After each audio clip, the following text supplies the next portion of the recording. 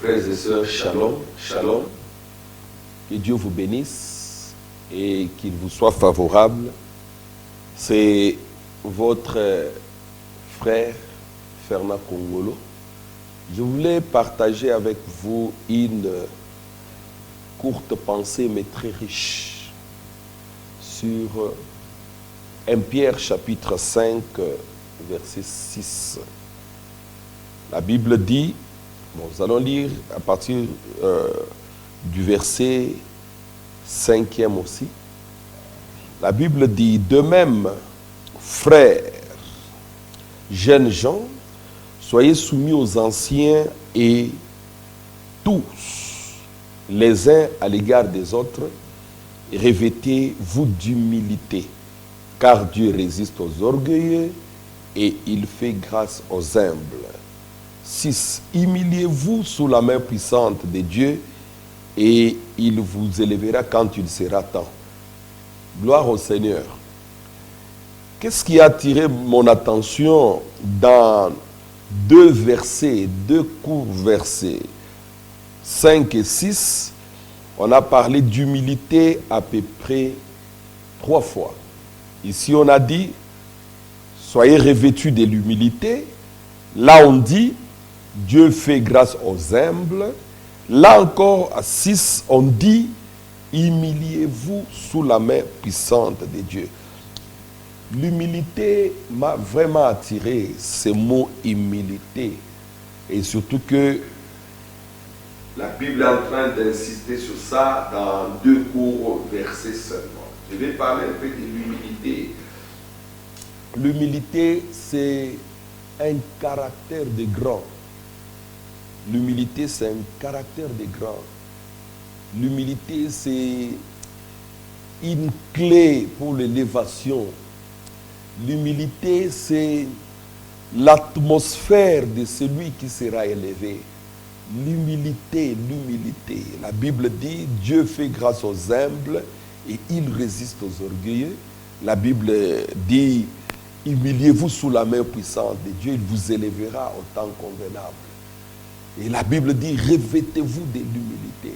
L'humilité, c'est une robe de glorifié. L'humilité, c'est un terrain de gloire. L'humilité. L'humilité, c'est quoi? L'humilité fait allusion ou nous rappelle que nous provenons de la terre. Nous provenons de la terre et nous ne sommes rien sans Dieu.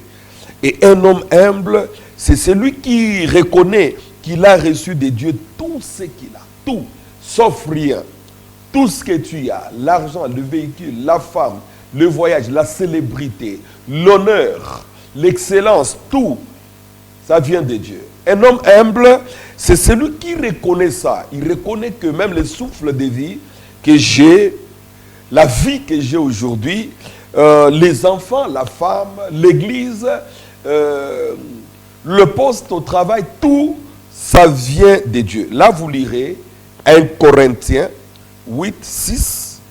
Vous lirez aussi Romains 11, 36. L'humilité. Un homme humble, c'est celui qui reconnaît que tout ce qu'il a provient de Dieu. Deuxièmement, un homme humble doit reconnaître qu'il est un serviteur sans valeur. Un serviteur sans valeur. Vous lirez Luc chapitre 17, verset 10. Un homme humble, il doit reconnaître. Je peux prêcher, je peux tout faire, mais je suis un serviteur sans valeur. À part l'assistance de Dieu, rien ne peut avancer. Tout ce que je peux chanter, je peux prêcher, les gens peuvent être guéris par ma prédication, par l'imposition de mes mains. Je suis un serviteur sans valeur. Sans Dieu, je ne peux rien. Un homme humble, c'est celui qui doit reconnaître que par lui-même, il n'est rien. Par lui-même, il n'est rien. Là, vous lirez Galates chapitre 6, verset 3. Par lui-même, ne peut rien. Par sa propre force, il ne peut rien. Un homme humble, il est celui qui doit reconnaître que c'est un pécheur. C'est un pécheur. Là, vous lirez Luc chapitre 5, verset 8. Et lorsque vous verrez aussi la parabole de Luc 18, la Bible nous fait voir la parabole du pharisien et du publicain. Le pharisien se fait voir qu'il est grand, il donne la dîme, il gêne, il fait tout ça, mais le publicain reconnaît qu'il est pécheur. Il désire seulement la grâce de Dieu. C'est ça un homme humble. Un homme humble doit reconnaître que c'est un pécheur.